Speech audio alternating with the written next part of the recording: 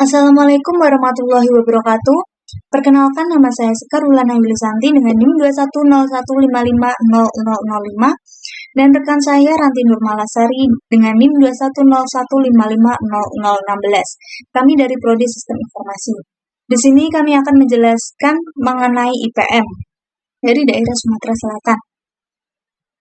Langsung saja masuk ke dalam perkenalan. Untuk tim kami terdiri dari 2 orang, yaitu saya sendiri Sekar Wulana Yulisanti dan rekan saya Ranti Nurmalasari. Baik, langsung saja kita masuk ke dalam pembahasan. Untuk pertama-tama adalah pengertian dari IPM. IPM atau Indeks Pembangunan Manusia adalah mengukur capaian pembangunan manusia berbasis sejumlah komponen dasar kualitas hidup. IPM diperkenalkan oleh United Nations Development Program atau UNDP pada tahun 1990 dan dipublikasikan secara berkala dalam laporan tahunan Human Development Report atau HDR. Lalu untuk konsep IPM sendiri terdiri dari 3, yaitu yang pertama adalah kesehatan. Untuk mengenai kesehatan diukur dengan menggunakan angka harapan hidup saat kelahiran. Untuk yang kedua adalah konsep pendidikan. Pendidikan dapat dihitung dari angka harapan sekolah dan angka rata-rata lama sekolah. Untuk yang terakhir adalah mengenai standar hidup layak. Standar hidup layak dapat dihitung dari produk nasional bruto atau PNB per kapita. Selanjutnya adalah mengenai manfaat. Yang pertama, IPM merupakan indikator penting untuk mengukur keberhasilan dalam upaya membangun kualitas hidup manusia. Untuk yang kedua, IPM dapat menentukan peringkat atau level pembangunan suatu wilayah atau negara. Yang terakhir adalah, bagi Indonesia, IPM merupakan data strategis karena selain sebagai ukuran kinerja pemerintah, IPM juga digunakan sebagai salah satu alokator penentuan dana alokasi umum atau DAU. Selanjutnya, mengapa sih metodologi IPM diubah? Untuk yang pertama adalah, beberapa indikator sudah tidak tepat untuk digunakan dalam perhitungan IPM. Angka melek huruf sudah tidak relevan dalam mengukur pendidikan secara utuh, karena tidak dapat menggambarkan kualitas pendidikan. Selain itu, karena angka melek huruf di sebagian besar daerah sudah tinggi, sehingga tidak dapat membedakan tingkat pendidikan antar daerah dengan baik. Lalu, PDB per kapita tidak dapat menggambarkan pendapatan masyarakat pada suatu wilayah. Untuk yang kedua adalah penggunaan rumus rata-rata aritmatik dalam penghitungan IPM menggambarkan bahwa capaian yang rendah di suatu dimensi dapat ditutupi oleh capaian tinggi dari dimensi lain. Selanjutnya adalah berbicara mengenai metode perhitungan dalam IPM. Metode perhitungan dalam IPM dibagi menjadi beberapa dimensi. Untuk yang pertama adalah dimensi kesehatan. Dimensi kesehatan dapat diperoleh dengan I kesehatan sama dengan AHH dikurangi AHH min dibagi AHH max dikurangi AHH min. Untuk yang kedua adalah dimensi pendidikan. Dimensi pendidikan didapat dengan melalui beberapa rumus. Untuk yang pertama adalah mencari terlebih dahulu IHLS. IHLS diperoleh dengan HLS dikurangi HLS min dibagi HLS max dikurangi HLS min. Yang kedua adalah mencari IRLS. IRLS didapat dengan RLS dikurangi RLS min dibagi RLS max dikurangi RLS min. Lalu selanjutnya adalah menghitung I-pendidikan. I-pendidikan hitung dari IHLS yang sebelumnya telah dihitung, ditambah IRLS yang sebelumnya telah dihitung, lalu dibagi dengan 2. Lalu selanjutnya adalah metode perhitungan dengan dimensi pengeluaran. Untuk I pengeluaran diperoleh dari IN pengeluaran, dikurangi IN pengeluaran min, dibagi IN pengeluaran max, dikurangi IN pengeluaran min. Lalu selanjutnya adalah melakukan perhitungan IPM.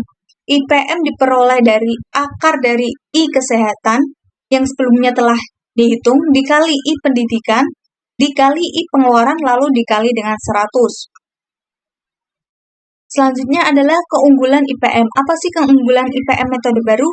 Keunggulan IPM metode baru yang pertama adalah dengan memasukkan rata-rata lama sekolah dan angka harapan lama sekolah, dapat diperoleh gambaran yang lebih relevan dalam pendidikan dan perubahan yang terjadi. Yang kedua, PNB menggantikan PDB karena lebih menggambarkan pendapatan masyarakat pada suatu wilayah. Selanjutnya adalah berbicara mengenai algoritma. algoritma dibagi menjadi 3, yaitu K-means, K-medoids, dan hierarchical. Untuk yang pertama-tama saya menjelaskan mengenai K-means, algoritma K-means. K-means clustering adalah algoritma clustering yang paling terkenal. Algoritma ini banyak diajarkan di kelas statistik dasar dan data science. Keuntungan menggunakan algoritma ini adalah mudah dipelajari dan sederhana karena pada dasarnya algoritma ini hanya menghitung jarak tiap data ke titik pusat cluster. Berikut kami sertakan langkah-langkah perhitungan dalam algoritma K-means. Untuk yang pertama adalah menentukan K atau jumlah cluster yang diinginkan. Menentukan sentroid sementara, yaitu titik tengah atau titik pusat cluster. Lalu, melakukan iterasi pada sentroid yang akan berhenti jika anggota cluster yang terbentuk dari sentroid tidak dapat mengalami perubahan lagi. Yang keempat adalah melakukan perhitungan dengan rumus yang telah diberikan. Untuk perhitungan dapat diperoleh menggunakan rumus yang telah kami sertakan berikut ini. Selanjutnya adalah membuat clustering menggunakan K-means dengan data wilayah Sumatera Selatan.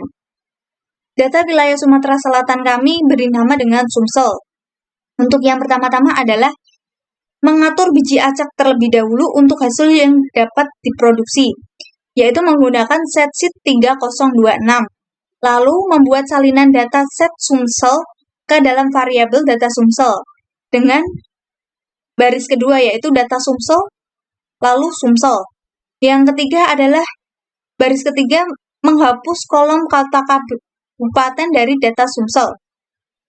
Data Sumsel, dolar, kota kabupaten, lalu nul. Selanjutnya adalah melakukan analisis cluster. Analisis cluster dilakukan dengan menggunakan metode K-means dengan 3 cluster, yaitu K-means result, K-means data Sumsel, lalu clusteringnya menggunakan 3 cluster. Selanjutnya adalah membuat tabel silang antar kolom kota kabupaten dari hasil data asli Sumsel. Lalu hasil dari cluster K-means terdapat pada tabel Sumsel, dolar, kota kabupaten, K-means, dan result cluster. Selanjutnya adalah menggambar scatter plot berdasarkan kolom kalori dan protein. Dengan warna berdasarkan cluster yang dihasilkan, yaitu menggunakan rumus plot, data Sumsel, kalori, protein, kol, K-means, result cluster. Lalu menampilkan pusat cluster pada plot point, yaitu dengan menggunakan point K-means result center, C, kalori, protein, kol, 1:3, PCH sama dengan 8, untuk X-nya sama dengan 2. Seperti yang dapat dilihat dalam kode berikut. Di sini kami sertakan hasil dari clustering menggunakan algoritma K-means. Dapat dilihat bahwa dari beberapa wilayah di wilayah Sumatera Selatan dapat diklastering menjadi 3. Lalu selanjutnya adalah K-means hasil yang berupa grafik dari clustering menggunakan algoritma K-means. Di sini kami menyertakan 2 gambar. Untuk yang pertama adalah clustering menggunakan data yang yaitu protein dan kalori. Yang kedua adalah clustering 3 menggunakan K-means dengan data lahir dan pasangan subur. Untuk materi selanjutnya adalah mengenai K-medoids dan hierarchical akan dijelaskan oleh rekan saya yaitu Ranti Nurmalasari. Perkenalkan, nama saya Ranti Nurmalasari. Di sini saya akan melanjutkan penjelasan dari Sekar, yaitu K-medoids. K-medoids atau Partitioning Around Method atau disebut juga PAM adalah metode cluster non-hierarki yang merupakan varian dari metode K-means. K-medoids hadir untuk mengatasi kelemahan K-means yang bersifat sensitif terhadap outlier karena suatu objek dengan suatu nilai yang besar mungkin secara substansial menyimpang dari distribusi data. Lalu langkah-langkah dari K-method sendiri yaitu menentukan K atau jumlah klaster yang diinginkan. Yang kedua, pilih secara acak metode awal sebanyak klaster dari banyaknya data. Yang ketiga, hitung jarak masing-masing objek ke metode sementara. Kemudian, tandai jarak terdekat objek ke metode dan hitung totalnya. Lalu yang keempat, lakukan iterasi metode. Lalu yang kelima, hitung total simpangan. Jika A adalah jumlah jarak terdekat antara objek ke metode awal dan B adalah jumlah jarak terdekat antara objek ke metode baru, maka total simpangan adalah S sama dengan B kurangi A. Jika S kurang dari 0, maka tukar objek dengan data untuk membentuk sekumpulan klaster baru sebagai metode. Yang keenam, ulangi langkah 3-5 dan hentikan jika sudah tidak terjadi perubahan anggota metode. Lalu di sini ada rumus dari K-method sendiri. Lalu kode bahasa R K-methods.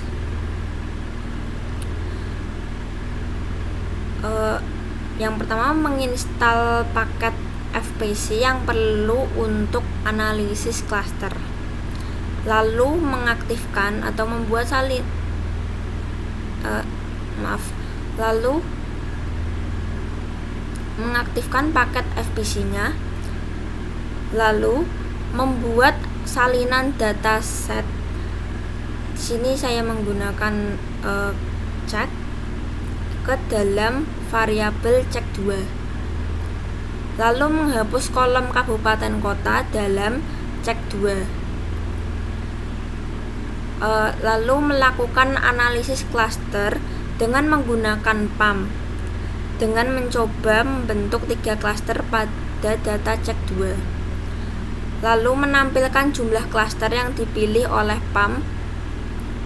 Lalu membuat tabel silang antara hasil klaster PAM dan kolom kabupaten kota dari data cek. Lalu mengatur tata letak untuk plotting. Lalu yang terakhir, menggambar hasil analisis klaster PAM.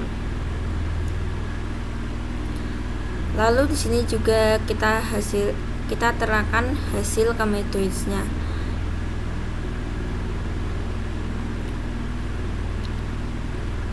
Lalu inilah hasil analisis dari klaster PAM atau K-methods. Bisa dilihat dengan grafiknya. Selanjutnya, hierarchical. Hierarchical methods adalah teknik clustering membentuk hierarki atau berdasarkan tingkatan tertentu sehingga menyerupai struktur pohon. Dengan demikian, proses pengelompokannya dilakukan secara bertingkat atau bertahap. Di dalam metode hierarki terdapat 2 jenis strategi pengelompokan, yaitu aglomeratif dan divisif. Yang pertama, aglomeratif atau metode penggabungan adalah strategi pengelompokan hierarki yang dimulai dengan setiap objek dalam satu klaster yang terpisah kemudian membentuk klaster yang semakin membesar. Lalu yang kedua adalah divisif atau metode pembagian, adalah strategi pengelompokan hierarki yang dimulai dari semua objek dikelompokkan menjadi klaster tunggal kemudian dipisah sampai setiap objek berada dalam klaster yang terpisah. Lalu langkah-langkah dari hierarchical. Yang pertama, hitung matriks jarak. Ada berbagai macam jenis jarak, namun jarak yang sering digunakan adalah Euclidean. Yang kedua, gabungkan 2 klaster terdekat. Jika jarak objek A dengan B memiliki nilai jarak paling kecil dibandingkan jarak antar objek lainnya dalam matriks jarak Euclidean, maka gabungan 2 klaster pada tahap pertama adalah DAB. Yang ketiga, perbarui matriks jarak sesuai dengan teknik pengelompokan aglomeratif method. Jika DAB adalah jarak terdekat dari matriks jarak Euclidean, maka rumus untuk metode aglomeratif adalah ulangi langkah 2 dan 3 sampai hanya tersisa satu klaster. Selanjutnya buat dendrogram. Lalu di sini ada rumus dari hierarchikalnya. Lalu dari kode bahasa R hierarchikalnya itu sendiri, set sheet-nya berfungsi untuk mengatur biji acak untuk hasil yang dapat direproduksi. Selanjutnya menggunakan dataset SUMSEL. Lalu selanjutnya menghapus kolom kabupaten kota dari data iris 2. Lalu yang selanjutnya melakukan hierarki klaster menggunakan metode aglomeratif clustering.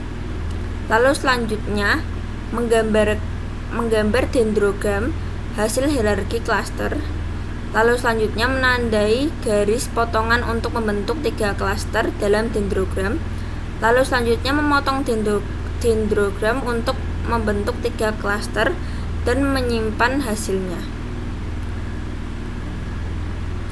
Sini adalah hasil dari klaster hierarkikal yang berbentuk dendrogram. Baik, dari kesimpulannya, IPM Sumatera Selatan dihitung dengan menggunakan 3 algoritma, yaitu Kemins, Kamedoid, dan hierarchikal. Dengan perhitungan tersebut menggunakan bahasa R, kita dapat tahu capaian dari Sumatera Selatan untuk membangun manusia di tiap-tiap wilayah yang terkait dengan melihat grafik dan data yang telah didapatkan. Baik, sekian penjelasan kami mengenai clustering IPM Sumatera Selatan dengan menggunakan bahasa R. Apabila ada kesalahan, mohon maaf yang sebesar-besarnya. Saya ucapkan terima kasih. Wassalamualaikum warahmatullahi wabarakatuh.